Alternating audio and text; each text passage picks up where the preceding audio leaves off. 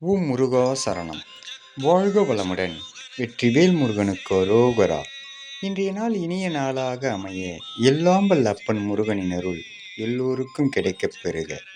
நாம் வாழும் வாழ்க்கையில் நினைப்பது ஒன்று, நடப்பது ஒன்றாக இருக்கும் ஒவ்வொருவர் வாழ்க்கையிலும். காரணம், நடப்பவை எல்லாம் ஏற்கனவே இறைவனால் எழுதப்பட்டது.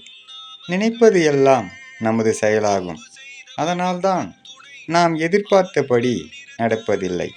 அப்படி நடந்தால் இறைவன் நம்முடன் பயணம் செய்கிறார் என்று நாம் அறியலாம். ஏனென்றால் எழுதப்பட்டவை மட்டுமே நம் மனதில் ஓடிக்கொண்டிருக்கும். இந்த நிலை அடைந்தவர்கள் சித்தர்களும் ஞானிகளும்.